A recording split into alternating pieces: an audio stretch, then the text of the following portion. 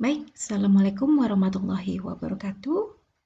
Oke, teman-teman, kita akan bahas untuk materi kita di minggu yang kedua, yaitu tentang sensasi, persepsi, dan atensi. Oke, berikut adalah review untuk apa saja yang akan kita pelajari. Ya, tadi yang sudah saya bacakan, ada sensasi dan persepsi, kemudian penyimpanan informasi, atensi, dan juga automatic processing atau pemrosesan otomatis. Oke, sebelumnya mungkin kita perlu sedikit berilustrasi begitu ya tentang computational brain atau otak komputasional.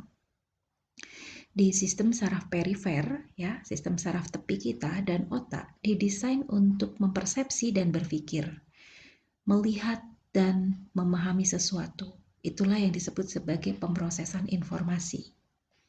Pikiran manusia ialah sebuah sistem organ komputasi didesain oleh seleksi alam untuk memecahkan berbagai persoalan kehidupan sehari-hari, khususnya untuk memahami dan memanipulasi berbagai objek yang kita tangkap, bisa binatang, tumbuhan, maupun objek manusia. Ini menurut Sousa tahun 1997. Nah, pikiran itu adalah apa yang dilakukan oleh otak kita. Nah, berikut adalah konseptualisasi visual dari tahapan pemrosesan informasi. Seperti yang bisa kita lihat di awal di sini adalah fenomena eksternal, ya, atau objek yang diproses. Kita sebut di sini adalah energi fisik. Kemudian di sini masuk ke dalam manusia, otak manusia melalui sistem indera atau panca indera kita. Kalau objeknya visual ya berarti melalui mata ya. Kemudian dari situ masuk ke dalam sistem sensoris ya. Di dalam sistem sensoris kemudian dilakukan transduksi ya, ada elaborasi, ada penambahan, pengurangan dan seterusnya. Kemudian di sini masuk ke dalam penyimpanan sensoris ya, baik ikonik ataupun ekoik. Jadi tergantung stimulusnya tadi apa, bentuknya gambar atau suara. Kemudian dilanjutkan lagi di sini masuk lagi ke CNS activity dan coding. Jadi mulai dilakukan proses penginterpretasian informasi dengan informasi yang sudah ada atau klasifikasi yang sudah ada di dalam otak kita. Dari situ kemudian terjadi pemrosesan dan memori. Artinya informasi yang memang dianggap penting oleh otak kita akan tersimpan ke dalam sistem memori yang lebih dalam atau yang lebih tinggi tingkatannya. Nah, kemudian dari sini pemrosesan informasi dan memori ini akan menghasilkan reaksi yang ditampilkan melalui fisik atau sistem sensori kita atau indera kita. Nah, yang kemudian inilah yang disebut sebagai aktivitas yang terlihat atau overt activity. Jadi di sini bisa dikatakan sistem sensori ini adalah pusat pertemuan realitas eksternal dan dunia internal kita. Nah, kita lanjutkan. Ada proses awal tadi ya, ada sebuah proses namanya sensasi dan juga persepsi. Sensasi itu adalah deteksi awal terhadap energi dari dunia fisik tadi ya, dari stimulus eksternal. Kemudian ketika sudah mulai diproses, pemrosesan informasi inilah yang disebut sebagai persepsi, yaitu kognisi pada tingkatan yang lebih tinggi, melibatkan interpretasi dari informasi sensoris. Nah, yang menangkap tadi adalah panca indera kita ya, ada penglihatan, pendengaran, penciuman, ya, kemudian perasa dan juga sentuhan atau peraba. Baik, kita lanjutkan lagi tentang predisposisi sensori dan otak.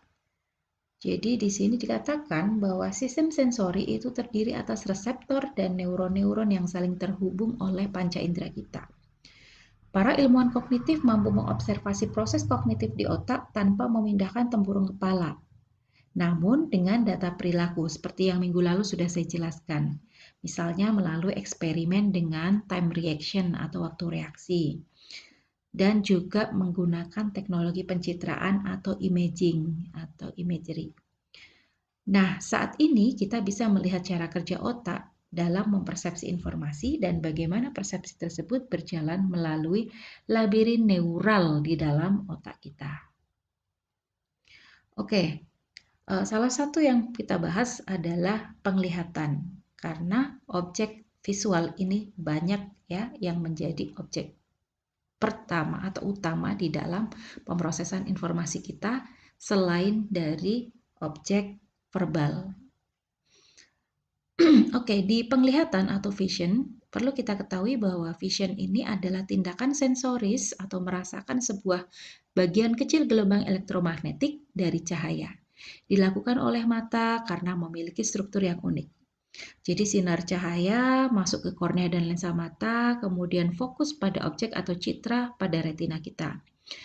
Pengenalan pola, baik itu objek 2 dimensi maupun objek warna 3 dimensi, itu selalu direpresentasikan oleh retina sebagai objek 2 dimensi. Selanjutnya, pada persepsi tingkat lebih tinggi, termasuk ilusi 3 dimensi, dimungkinkan terjadi karena impuls itu melalui jalur visual menuju visual cortex yang ada di otak kita. Lalu dikombinasikan dengan pengetahuan yang sudah ada, ya, struktur pengetahuan yang sudah kita miliki, mengerahkan pengenalan objek pada suatu objek tersebut atau objek tertentu. Misalnya kita melihat laptop, gitu ya, maka kemudian sinyal-sinyal elektromagnetik inilah yang mengantarkan kepada otak kita diproses, kemudian kita kenali bentuk ini sebagai sebuah perangkat digital yang namanya laptop. Maka kita bisa memberikan reaksi verbal dengan mengatakan laptop.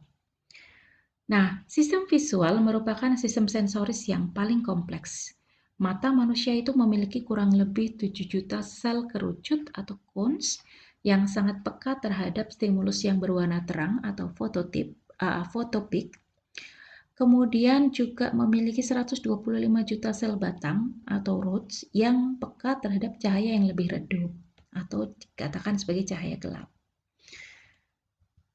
Nah, penglihatan kita itu bisa mengantarkan atau bisa diinterpretasi dengan cara yang berbeda, sesuai dengan pengalaman subjektif setiap individu. Nah, mari kita lihat pada dua gambar berikut ini. Anda lihat di gambar A, ada twin towers seperti itu ya, atau twin buildings. Anda bisa lihat ya. Nah, di gambar yang kiri, apakah menurut Anda dua bangunan ini adalah memiliki ukuran yang sama tingginya, sama besarnya? Mungkin pada gambar A akan terlihat keduanya sama atau equal. Tapi ketika Anda melihat gambar B, di mana sudut atau perspektif sisi gambar itu disajikan secara berbeda, kita bisa saja melihat dan menilai bahwa bangunan A dan B ini adalah bangunan yang tidak sama baik dari sisi ukuran, tinggi maupun besarannya. Nah, itulah yang kemudian kita sebut sebagai sebuah ilusi atau kesalahan di dalam mempersepsi. Oke, kita lanjutkan lagi. Kalau Anda lihat pada gambar berikut ini, garis manakah yang lebih panjang? Atau kedua garisnya sama panjang? Oke, antara garis atas dan bawah, mana yang lebih panjang? Secara sekilas, jika kita melihat, maka bisa saja kita mempersepsikan bahwa gambar yang kedua, yang di bawah, merupakan gambar yang lebih panjang dibandingkan yang pertama. Namun sebetulnya ukuran panjang dari kedua garis ini adalah sama. Yang membedakan adalah bentuk daripada ini ya, ujung kedua garis sehingga dipersepsikan ini memiliki panjang yang berbeda. Kita lihat lagi pada gambar yang berikut. Ilustrasinya sama. Nah, ini yang disebut sebagai ilusi Muller-Lyer. Oke, kita lihat lagi. Apa yang terlihat di pandangan Anda? Ini adalah Rotating Snakes karya Akiyoshi Kitaoka. Oke, apa yang Anda lihat ketika berfokus pada titik-titik di sana? Apakah Anda melihat gambarnya bergerak? Ya, perubahan luminasi dalam pola gambar bergerak ke warna yang lebih gelap, dari warna yang lebih gelap ke warna yang lebih terang. Ilusi berlaku hanya di penglihatan tepi kita, gitu ya. Jadi di batas-batas pinggiran gitu ya, di mana jangkauan mata bisa menjangkau ya. Nah, maka kita akan bergerak dari yang lebih gelap ke warna yang lebih terang sehingga seolah-olah gambarnya bergerak. Gitu ya, berputar. Oke. Nah, ini juga bentuk dari ilusi. Nah, sekarang apa yang Anda lihat dari kedua gambar berikut ini? Yang di kiri, apakah Anda melihat seorang gadis muda atau perempuan tua? Sedangkan yang di kanan, apakah Anda melihat kepala bebek ataukah Anda melihat kepala kelinci? Tidak ada yang salah dari jawaban Anda keduanya, karena memang jika dilihat dari satu perspektif akan menunjukkan satu objek, sedangkan jika kita melihat dari perspektif yang berbeda, maka akan muncul pula objek yang berbeda. Nah, inilah ilusi. Nah, psikofisik adalah sebuah studi hubungan antara perubahan fisik dunia objektif kita dan pengalaman psikologis terkait perubahan tersebut. Ketika realitas dan persepsi tidak sesuai atau selaras, maka inilah yang kita sebut sebagai sebuah ilusi. Persepsi kita dipengaruhi oleh struktur pengetahuan yang kita miliki, pengalaman, hipotesis atau asumsi kita sebelumnya, prasangka, sama halnya dengan sinyal sensoris itu sendiri. Dalam teori deteksi sinyal menjelaskan bagaimana performa perseptual manusia itu didasari oleh sebuah ekspektasi dari individu itu sendiri. Oke, proses perseptual itu adalah proses bagaimana kita melakukan deteksi dan interpretasi dari sinyal sensoris ditentukan oleh energi stimulus yang dirasakan oleh sistem sensoris dan otak kita, serta juga pengetahuan yang tersimpan di memori menjadi sebuah pengalaman. Objek yang tersimpan di memori kita bentuknya representasi realitas yang abstrak, ya. Kunci pemrosesan informasi sensoris dan interpretasi kognitif diduga itu merupakan abstraksi informasi. Dan pada level sensoris, informasi itu sangatlah spesifik. Sedangkan pada level interpretasi, higher level cognition, informasinya bentuknya lebih abstrak. Pandangan kita terhadap dunia itu ditentukan oleh integrasi antara apa yang kita ketahui, yaitu bentuk yang abstrak ya, dengan apa yang kita terima atau kita sensing atau rasakan atau specific sense. Oke, nah kita akan bahas tentang rentang perseptual. Seberapa banyak sih kita mengalami atau merasakan sesuatu dalam satu masa paparan informasi yang singkat? Jadi one time exposure. Seberapa banyak yang kita bisa rasakan dari paparan tersebut? Untuk keputusan cepat berdasarkan paparan singkat dari sebuah peristiwa. Jadi bisa kita lihat di sini ya, ada informasi yang masuk diproses oleh memori sensoris. Waktu pemrosesan informasi dari sini sangatlah pendek, kurang dari 3 detik ya. Kemudian jika memang itu tidak linkage dengan sesuatu yang sudah ada dalam proses memori kita atau tidak menarik perhatian kita, maka akan dilupakan atau dibuang. Sebaliknya, jika informasi itu kita anggap penting, kita persepsikan penting, maka akan diproses lebih lanjut di dalam working memory kita atau short term memory kita di sini. Kemudian dari short term memory, jika memang informasi ini mendapatkan pengulangan terus-menerus atau di-link atau asosiasikan dengan informasi lain yang sama berharganya dan menjadi sebuah informasi baru yang lebih komprehensif, maka informasi ini akan tersimpan lebih lama di dalam long term memory kita. Kalau sudah masuk long term memory, maka retensinya lebih lama gitu ya, bisa sampai bahkan bertahun-tahun atau berpuluh-puluh tahun. Nah, seperti itulah bagaimana proses informasi masuk ke dalam sistem memori kita. Di dalam penyimpanan sensoris atau yang sering kita kenal dengan istilah memori sensoris, ada penelitian terdahulu yang berusaha untuk meneliti mengenai bagaimana rentang perseptual terkait dengan penglihatan. Dan hasilnya itu menunjukkan bahwa informasi terbanyak yang bisa dikumpulkan dalam satu kali paparan tunggal, ya.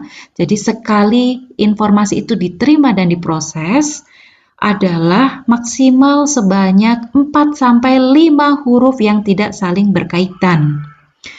Dalam proses selanjutnya terjadi ada 2 tahapan kognitif ya. Yang pertama adalah rentang perseptual, yang kedua adalah proses recall terhadap impresi segera. Oke, nah ini tentang memori ikonik. Jadi ada memori ikonik dan memori echoic ya. Ikonik itu berarti berkaitan dengan gambar, objek visual. Echoic berkaitan dengan objek verbal. Oke, di memori ikonik diibaratkan sebagai bidikan pada medan visual. Jadi di sini berlangsungnya sangat cepat ya, hanya bertahan kurang lebih 1 detik gitu ya. Jadi bagaimana kita melihat kemudian informasi tersebut diproses di dalam memori sensoris itu paling lama hanya bertahan mungkin sekitar 1 detik. Tujuan bidikan tersebut untuk memberi waktu pada otak menangkap informasi visual melalui mata ya, kemudian diteruskan ke dalam proses di visual cortex. Nah, setelahnya kurang lebih 250 milisecond atau milidetik sampai 4 detik. Jadi, setelah ditangkap objek itu kita lihat melalui mata, kemudian dikirimkan melalui bentuk sinyal-sinyal elektromagnetik ya. Kemudian diproses di dalam otak kita. Nah, proses itu kemudian berlangsung sekitar 250 milidetik sampai 4 detik saja. Setelah itu sebagian besarnya akan hilang informasinya ya, dan hanya bertahan hanya sekian persen atau sedikit saja dari informasi yang diterima. Salah satunya kita bisa lihat dalam sebuah eksperimen yang dilakukan oleh George Sperling tahun 60, nanti bisa dibaca detailnya di dalam buku. Ya, eksperimentasi yang dilakukan oleh George Sperling ya, yang kemudian dikenal dengan metode pelaporan parsial Sperling, di sini menjelaskan bahwa dia berasumsi bahwa kemampuan mengingat dalam memori sensoris manusia itu mungkin tadi berkisar antara 4,5 huruf, tapi dia masih penasaran gitu ya, apakah segitu. Nah, kemudian dia mencoba memberikan 9 buah huruf dalam eksperimentasinya, dan pada eksperimen yang pertama 9 huruf ini disajikan dalam waktu slide-nya itu artinya pergantian antar huruf disajikan itu kurang lebih 50 milidetik. Nah, 9 huruf ini disajikan tanpa ada cue atau isyarat apapun ya, semua disajikan secara bersamaan dengan selisih waktu tadi ya, jedanya atau intervalnya adalah 50 milisecond ya, R, G, C, L, X, N, S, B, J ini.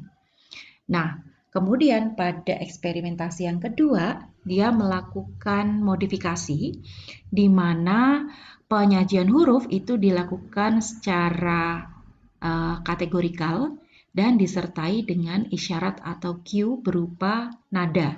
Ya, jadi huruf disajikan dulu R, G, C dengan nada tinggi ya, kemudian disajikan yang baris keduanya L, X, N ya dengan nada sedang, dan baris yang ketiga SBC dengan nada rendah.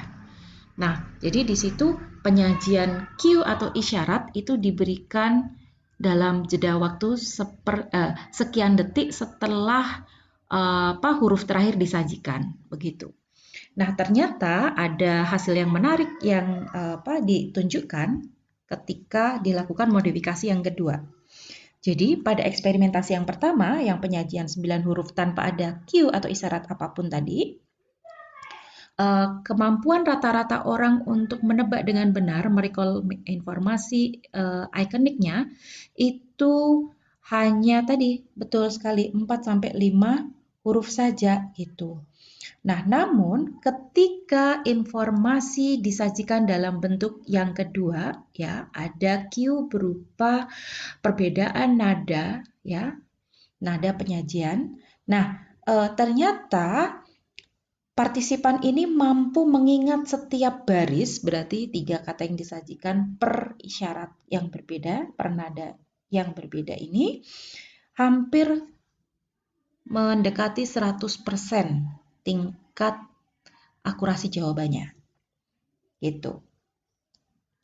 Nah, jadi artinya apa? Bahwa ada proses penyimpanan atau ada perceptual span yang lebih untuk membantu individu menyortir dan meresapi, menginterpretasi informasi sebelum informasi yang lain masuk. Sehingga yang masuk ke dalam ingatan bisa lebih banyak.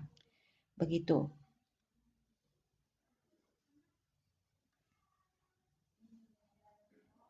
Nah, tapi hal yang perlu diperhatikan adalah jeda waktu penyajian nada, gitu ya, untuk memulai pada klaster huruf yang akan disajikan berikutnya. Kalau nada tadi disajikan lebih dari 1 detik setelah huruf ditampilkan, maka ini tidak akan efektif. Artinya apa? Pemrosesan informasi berlangsung lebih cepat daripada 1 detik itu. Sehingga hasilnya akan sama saja dengan ketika dilakukan eksperimen 1. Gitu. Tapi jika diberikan segera, ya segera ini artinya kurang dari 1 detik, maka mereka mampu menjawab dan mengingat secara lebih akurat. Nah, ini adalah hasil dari penelitian eksperimen Sperling tadi. Anda bisa lihat di situ yang sebelah kiri persen correct recall-nya, persentase recall atau jawaban yang benar. Kemudian yang di bawah itu di sumbu X itu adalah delay in second, ya. Nah, di sini bisa Anda lihat ya, persentase huruf yang bisa di-recall secara benar itu menurun, ya. Di grafiknya bisa Anda lihat menurun as the delay in the auditory cue increase. Jadi menurun seiring dengan meningkatnya tingkat delay pada petunjuk auditoris. Jadi setelah sekitar setengah detik performanya dalam merecall itu menurun, ya. Anda bisa lihat pada grafik. Nah, seperti itu hasil penelitiannya. Jadi, to estimate the decay properties of this very brief store of information, studies have been done in which one interval between the letter display and the onset of the cue. Jadi onsetnya di sini adalah sebuah nada atau sebuah tanda bar, itu bervariasi hasilnya, intervalnya. Nah, efek pada recall itu mengindikasikan bahwa durasi icon itu sekitar 1/4 detik. Ya, tadi durasi untuk melihat secara ikonik itu adalah 1/4 detik. Nah, lebih lanjut nanti teman-teman bisa baca tadi di penelitian Sperling. Yang berikutnya ini adalah tentang memori echoic. Kalau ini tadi ikonik ya, gambar bentuknya. Kemudian yang di sini adalah memori echoic berupa serupa dengan penelitian yang dilakukan pada ikonik, tapi bentuk stimulusnya yang berbeda. Jadi informasi sensoris yang mentah itu disimpan di memori sangat singkat. Durasi waktunya ternyata mau echoic mau ikonik itu sama, kurang lebih 250 milisecond sampai 4 second. Informasi auditori berupa pecahan-pecahan kecil dari percakapan, musik, atau suara lain tanpa makna bila tidak disandingkan dengan konteks suara lainnya. Ya, jadi semacam queue informasi ekoik yang independen. Memori ekoik itu berfungsi sebagai perekat berbagai informasi auditori menjadi sesuatu yang bisa dimaknai. Menurut Morey, Bates, and Barnett tahun 65, mereka juga melakukan penelitian eksperimen ya, serupa dengan mirip dengan yang dilakukan oleh Sperling, menggunakan perlengkapan stereo dengan multiple speaker. Ya, pesan stimulus yang diberikan dalam eksperimen itu berupa rangkaian 1 sampai 4 huruf dalam alfabet yang disajikan melalui channel 2, 3, atau seluruhnya secara simultan. Jadi informasinya disajikan secara bersamaan. Partisipan diminta menyebutkan kembali sebanyak mungkin huruf yang tadi sudah diperdengarkan. Pada laporan parsial, 4 lampu atau cahaya ini digunakan sebagai tanda dari channel mana huruf yang harus disebutkan. Cahaya disajikan 1 detik setelah sinyal suara menghilang. Ya, sedikit penjelasan terkait dengan penelitian eksperimen yang dilakukan oleh Morey, Bates, dan Barnett tahun 65 tadi ya. Jadi mereka menggunakan stereo berupa speaker ganda untuk menghasilkan stimulasi auditorik yang kompleks gitu ya. Jadi mereka menggunakan atau menempatkan 4 loudspeaker ya, di mana partisipan ini ditaruh di tengah-tengah dari 4 loudspeaker tersebut. Jadi partisipan ini diuji dengan 4 pesan sekaligus di dalam eksperimen ini ya, di mana partisipan menggunakan quadraphonic earphone ya yang mampu membunyikan 4 saluran suara secara bersamaan. Oke, jadi ada suara seperti hiruk-pikuk suatu pesta atau alunan musik Beethoven itu sebagai distraktornya juga. Dalam setiap eksperimen, partisipan ini memusatkan perhatian pada satu suara yang dikehendakinya. Dan di dalam eksperimen ini, pesan yang digunakan tadi ya, ada rangkaian huruf, 1 sampai 4 huruf per rangkaian yang diperdengarkan melalui 2 atau 3 atau 4 speaker secara bersamaan. Jadi partisipan diminta untuk mengulangi sebanyak mungkin huruf yang mampu diingatnya gitu ya dari apa yang dia dengarkan tadi. Nah, itu eksperimentasi pertama sama dengan yang pada ikonik tadi, jadi diberikan secara bersamaan. Pada eksperimentasi kedua, dalam pelaporan parsial ya, ada 4 sumber cahaya yang diberikan, ditempatkan di masing-masing dekat speaker. Cahaya ini fungsinya sebagai isyarat atau cue untuk membantu partisipan mengingat speaker yang membunyikan kata-kata tersebut. Cahaya disorotkan 1 detik setelah sinyal audio menghilang. Dan hasil eksperimen mengindikasikan bahwa kemampuan mengingat pada metode pelaporan parsial itu jauh lebih baik dibandingkan pada metode pelaporan penuh seperti tadi ya. Dan ini menjadi pendukung dari gagasan bahwa informasi auditorik itu juga disimpan selama beberapa saat dalam proses penyimpanan sensoris. Seperti itu. Penelitian serupa lainnya dilakukan oleh Darwin, Turvey, dan Crowder tahun 1972. Menggunakan tools berupa headphone stereo juga, partisipan ini diperdengarkan informasi auditorik yang berupa 3 triplet gabungan angka dan huruf. Partisipan mendengar 3 daftar pendek yang masing-masing terdiri dari 3 item seperti yang bisa Anda lihat. Telinga kiri mendapatkan stimulus B, 2, dan L, telinga kanan F, R, dan 10, dan kedua telinga secara bersamaan diperdengarkan 8, 6, dan U. Waktu penyajian untuk seluruh item itu adalah 1 detik, ya. Jadi partisipan itu bisa mendengar secara bersamaan stimulus B dan 8 di telinga kiri, stimulus F dan 8 di telinga kanan. Partisipan akan mendengar B datang dari telinga kiri, F dari telinga kanan, ya. Dan 8 itu seolah-olah datang dari dalam kepala, karena sebetulnya itu disajikan secara bersamaan di kedua telinga.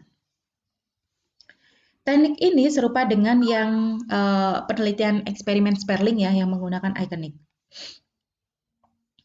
Dan di sini sebagai isyarat atau cues di eksperimentasi yang kedua, ya, itu diberikan sebuah isyarat visual berupa batang yang ditayangkan di bagian kiri, tengah, dan kanan di sebuah layar yang bisa dilihat di hadapan partisipan.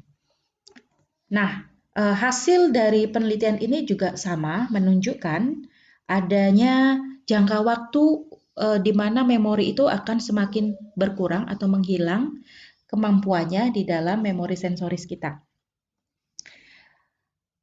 Darwin dan teman-temannya ini memberikan variasi jeda isyarat visual sebesar 0 detik, 1 detik, 2 detik, dan 4 detik. Dan ternyata hasil penelitian menunjukkan bahwa memori ekoik atau penyimpanan ekoik itu bisa bertahan selama 4 detik. Namun, memori paling kuat itu didapati dengan pemberian isyarat visual 1 detik setelah pemberian stimulasi auditori. Oke, ini adalah fungsi penyimpanan sensoris, ya. Jadi informasi masuk langsung masuknya ke memori sensoris dulu. Jadi fungsinya yang pertama adalah ekstraksi informasi eksternal mengikuti hukum parsimoni. Jumlah informasi sensoris yang tidak terbatas versus kemampuan kognitif tingkat tinggi yang terbatas dalam memproses informasi. Sehingga hanya penggalan-penggalan kecil saja petunjuk sensoris yang bisa diseleksi masuk dan diproses lebih lanjut di dalam proses kognisi kita. Yang berikutnya, fungsi penyimpanan sensoris adalah sebagai tempat penampungan sementara informasi untuk diproses lebih lanjut. Dan yang ketiga, mekanisme seleksi informasi yang menonjol dan selaras dengan struktur pengetahuan individu. Ya, yang perlu kita perhatikan adalah proses kognitif yang menyeleksi informasi penting dari dunia eksternal di sekeliling kita melalui panca indera, sehingga otak kita tidak mengalami kelebihan beban dengan informasi yang sangat banyak, ya, karena sekali kita melihat dan mendengar sekaligus, informasi ini rangsangan ini banyak sekali yang masuk gitu ya, jumlahnya bisa jutaan. Nah, kalau kita tidak menggunakan atensi, maka tidak bisa juga kita memfokuskan pada informasi apa sih yang ingin kita proses dan simpan lebih lanjut. Itulah fungsi dari penyimpanan sensoris. Ada 5 isu utama tentang atensi, ya. Yang pertama adalah pemrosesan otomatis. Jadi banyak proses rutin yang sangat familiar sehingga butuh atensi lebih kecil dan bisa berjalan otomatis. Ya, kalau informasi itu memang sudah sering kita dengar, ya sehingga tidak perlu. Jadi beban untuk mengingatnya lebih ringan gitu. Lebih mudah untuk masuk ke dalam atensi kita. Yang berikutnya, kapasitas pemrosesan dan selektivitas. Artinya, kita bisa memperhatikan sebagian informasi atau petunjuk, namun tidak mungkin semuanya. Yang ketiga adalah kontrol, bahwa kita memiliki kendali terhadap stimuli apa yang memang ingin kita proses lebih lanjut, ya. Dan yang keempat ada bentuk kesadaran atau consciousness. Perhatian membawa peristiwa masuk ke dalam kesadaran. Jadi atensi kita itu akan membawa informasi tersebut masuk ke dalam kesadaran kita atau alam sadar kita. Dan yang kelima, neuroscience kognitif. Jadi ini adalah antara otak dengan kognitif neuroscience ini merupakan support anatomis bagi kajian kita tentang atensi. Sama halnya juga dengan kognisi. Oke, selanjutnya bahwa kapasitas pemrosesan informasi kita terbatas sebagai manusia, maka kita perlu melakukan yang namanya atensi selektif. Jadi ibaratnya teori the bottleneck of information processing. Nah, kalau digambarkan seperti bentuk botol ini, maka informasi yang masuk itu lewat tabung yang besar itu ya, berbagai input sensorinya tuh banyak sekali yang masuk. Tetapi yang bisa kita proses lebih lanjut di dalam proses kognitif kita, itu hanyalah informasi-informasi yang kita berikan perhatian khusus atau perhatian lebih, yang kita sebut sebagai atensi selektif. Oke. Nah, model atensi selektif itu ada beberapa macam. Salah duanya adalah the filter modelnya milik Broadbent dan ada model the attenuation modelnya Treisman. Yang pertama, the filter model yang dikemukakan oleh Broadbent. Jadi di sini Anda bisa lihat diagram arus informasi ya.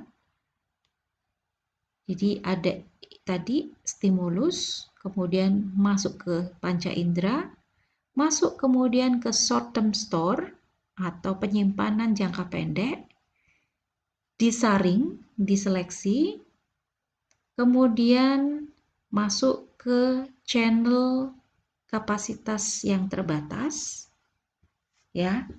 Kemudian diproses lebih lanjut di sini, system for varying output until some input is secure. Jadi diproses lagi. Di sini adalah sistem untuk berbagai macam output sampai input itu aman atau jelas. Kemudian mengarah pada effectors. Di bawahnya Anda bisa lihat limited capacity channel tadi berlanjut ke store of conditional probability of past event. Jadi penyimpanan informasi atas pengalaman-pengalaman lampau kita. Nah, ini juga bisa mempengaruhi dan membantu dalam proses menyeleksi informasi baru yang masuk tadi, yang ada di sini, gitu ya. Nah, di sini juga yang membantu kita dalam melakukan seleksi mana informasi yang akan kita proses lebih lanjut. Oke, jadi inilah model filter yang dikemukakan oleh Broadbent. Jadi nggak semua informasi itu kita respons atau kita proses lebih lanjut. Sebagian besarnya akan hilang atau decay seiring dengan kita memperhatikan atau memfokuskan pada mana informasi yang kita anggap penting. Ya, the attenuation model yang dikemukakan oleh Annette Treisman ini seperti yang Anda lihat ya, saya bacakan. Jadi gagasannya adalah bahwa atenuator itu mengolah seluruh pesan yang disampaikan secara seimbang, apapun isinya. Dampaknya, probabilitas, relevansi, kepentingan pesan itu ditentukan dalam sistem pengenalan percakapan yang memilih dengan cara tepat sama ketika sistem tersebut mengolah pesan-pesan utama yang datang tanpa banyaknya gangguan atau noise. Salah satunya perbedaan antara pesan yang diperhatikan dan pesan yang diabaikan adalah bahwa pesan yang diabaikan itu memiliki rasio sinyal kegangguan yang telah dikurangi oleh penyaring selektif. Sehingga makna pesan-pesan tersebut tidak mampu merangsang informasi leksikal di dalam kamus perseptual, kecuali sedikit kata atau frase yang memiliki ambang deteksi yang rendah, yang jarang terjadi. Jadi atenuator itu memilih hanya berdasarkan karakteristik fisik umum seperti lokasi atau kualitas suara. Statement atau asumsi teoritik yang disampaikan oleh Treisman ini tidak tanpa sebab. Treisman sebelumnya sudah melakukan sebuah eksperimentasi, ya. Jadi di sini model Treisman ini menggabungkan antara struktur model Broadbent dan juga hasil-hasil empiris yang diperoleh dari penelitiannya Murray. Nah, di dalam eksperimentasinya di sini Treisman mendemonstrasikan bahwa kita itu cenderung mengikuti makna ya ketimbang pesan yang diperdengarkan itu sendiri atau stimulus pesan yang diperdengarkan itu sendiri. Dalam eksperimennya pada tahun 64 Treisman menggunakan partisipan-partisipan yang fasih berbahasa Perancis dan bahasa Inggris. Partisipan ini diperdengarkan kutipan sebuah karya Orwell ya dari George Orwell, seorang novelis Inggris yang terkenal yang judulnya adalah England, Your England. Dan satu telinga partisipan itu mendengar cerita yang dibacakan dalam versi bahasa Inggris, sedangkan telinga yang lain itu mendengar cerita yang sama tapi dalam versi bahasa Prancis. Awal mulanya, partisipan tidak mengetahui bahwa cerita yang diperdengarkan keduanya itu adalah cerita yang sama, ya, karena ceritanya tidak dibacakan secara serempak. Namun, ketika interval antar kedua cerita semakin dikurangi, banyak partisipan yang mulai aware bahwa cerita yang diperdengarkan di telinga kiri dan kanan itu adalah cerita yang sama. Nah, cerita yang diabaikan itu tidak sepenuhnya disingkirkan dari pengetahuan atau memori partisipan itu sendiri, gitu ya. Jadi mereka terjadi proses pengolahan informasi ketika perceptual span tadi atau jeda waktunya itu memang masih umum untuk bisa dilakukan pemrosesan mengaitkan antara informasi yang sudah tersimpan dengan informasi yang baru masuk di dalam memori sensoris mereka. Ya, disitulah kenapa kemudian Tresman menyimpulkan bahwa tadi manusia itu cenderung lebih mengingat dengan menggunakan makna daripada kata-kata sendiri. Kenapa? Karena kata-kata yang disajikan itu stimulusnya sangat banyak gitu. Tapi sekali stimulus itu kemudian dimaknai oleh sistem perseptual kita, itu akan lebih mudah kita dalam melakukan pemrosesan kognisi tingkat yang lebih tinggi. Ini ya, ini telinga kiri, ini telinga kanan. Di sini ada ini memori ekoik ya, masuk lewat dua telinga tadi. Kemudian di sini disimpan oleh sensoris, pemrosesan sensoris, memori sensoris. Setelahnya di sini ada filter ya. Kemudian switch ini maksudnya ketika informasi yang dari telinga kiri yang lebih kita perhatikan, maka yang di telinga kanan ini akan hilang informasinya atau kita abaikan. Nah, kemudian berarti yang kita proses adalah informasi yang masuk lewat telinga kiri kita dan masuk ke dalam proses persepsi sampai ke memori, disimpan dalam memori yang lebih berjangka panjang. Nah, di sebelah kanan juga bisa kita lihat penjelasan yang berbeda, jadi sama informasinya kanan kiri ya. Kemudian di sini filter atenuatornya ya. Lalu oleh filter atenuator ini juga tadi sama, mungkin keduanya tetap diproses. Tapi yang kanan ini tidak terlalu menjadi prioritas bisa atau bukan yang kita fokuskan. Nah, di sini perception includes a dictionary. Ya, persepsi termasuk juga kamus pengetahuan dari struktur pengetahuan kita yang sudah ada. Misalnya keduanya sama-sama masuk nih, tapi ketika masuk ke dalam proses interpretasi atau persepsi ini, ternyata yang satu ini mendapatkan tautan atau asosiasi yang lebih kuat dengan struktur pengetahuan kita dibandingkan yang informasi yang dari kanan. Maka informasi yang lebih kuat inilah yang akan berlanjut masuk ke dalam sistem memori jangka panjang kita, atau short term memory dulu baru masuk ke long term memory. Atau kalau di Tresman tidak mengatakan short term long term, tapi masuk ke dalam sistem memori kita. Oke, nah selanjutnya kita akan bahas mengenai pemrosesan otomatis. Jadi pemrosesan otomatis ini terjadinya tidak melalui struktur berpikir lewat central root atau rute sentral, tapi bisa jadi melalui peripheral root atau rute peripheral yang memang terkenal dengan pemrosesan informasi yang bersifat lebih impulsif atau reaktif. Nah, bayangkan ketika Anda mengendarai kendaraan ya, pada saat yang sama Anda melihat peta atau maps, Anda juga sedang berbincang dengan orang lain, bisa melalui telepon, sambil ngemil atau makan camilan ya, menggunakan kacamata, mengotak-atik tip mobil, dan yang lainnya.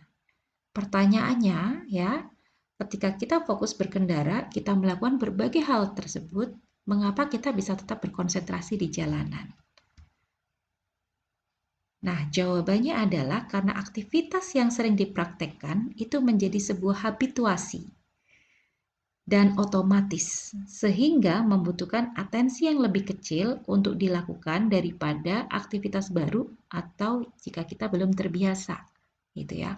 Maka kalau Anda perhatikan kenapa orang yang sudah mengendarai kendaraannya dengan mahir, dia bisa melakukan banyak tugas yang lain tadi, dengan SMS, dengan sambil dia mengganti ini ya channel radio misalnya dan seterusnya. Berbeda lagi dengan mereka yang misalnya pengendara pemula, karena mengendarai itu adalah sesuatu hal yang baru. Secara level kognitif mereka harus menghafalkan struktur-struktur pengetahuan atau informasi atau pengalaman secara bertahap. Misalnya, oh oke, saatnya dia mengganti gigi gitu ya, atau personeling. Kemudian saatnya dia harus berhenti ketika lampu merah. Kemudian berjalan ketika lampu hijau. Mengerem ketika ada penyeberang jalan dan seterusnya gitu. Jadi itu semua tadi tergantung pada mana yang menjadi kebiasaan kita. Semakin diulang-ulang, semakin repetitif, semakin banyak pengalaman serupa, maka akan semakin kuat di dalam sistem kognisi kita sehingga apa? Proses untuk melakukannya lagi itu membutuhkan effort yang lebih ringan. Ini yang kemudian kita sebut sebagai automatic processing. Ya. Oke, contohnya tadi tidak hanya kendaraan ya, bisa bermain tenis, mengetik. Intinya apapun sebetulnya berkaitan dengan skill itu adalah mekanismenya seperti ini. Habituasi akan membuat kita menjadi lebih mudah memproses karena sudah masuk ke dalam pemrosesan yang bersifat otomatis. Ada 3 karakteristik proses otomatis ya menurut Posner dan Schneider. Yang pertama, proses otomatis itu muncul tanpa intensi. Jadi tidak disadari seringkali ya. Contohnya lebih mudah mengenali kata perawat setelah melihat kata dokter. Ya, karena itu asosiasi yang sudah ada di dalam struktur ingatan kita atau struktur pengetahuan kita. Yang kedua, proses otomatis tersembunyi dari kesadaran. Nah, priming effect, kemarin sempat saya bahas sedikit priming ya. Priming effect merupakan area ketidaksadaran. Jadi tidak perlu proses berpikir secara rasional karena semuanya sudah masuk ke dalam proses yang bersifat otomatis. Yang ketiga, proses otomatis mengkonsumsi sedikit atau bahkan sama sekali tidak menggunakan sumber daya sadar atau consciousness. Atau bisa kita katakan sebagai proses kognisi tanpa usaha. Gitu ya. Baik, mungkin itu saja informasi yang bisa saya sampaikan terkait dengan sensasi, persepsi, dan atensi. Tapi untuk lebih lanjut, saya harapkan teman-teman bisa membaca di dalam buku yang sudah kita berikan. Dan tadi ada 2 hal, saya ingin kalian memberikan pemahaman kalian atau cerita kalian di komen di dalam Google Classroom. Ya, saya anggap itu sebagai, kalau absensi tetap Anda lakukan. Nah, komen Anda, diskusi ini yang akan kita jadikan sebagai bukti bahwa kalian melakukan proses pembelajaran. Oke, informasi lebih lanjut mengenai apa yang harus kalian baca secara mandiri akan saya sampaikan di dalam Google Classroom. Sampai jumpa lagi, semoga bermanfaat. Wassalamualaikum warahmatullahi wabarakatuh.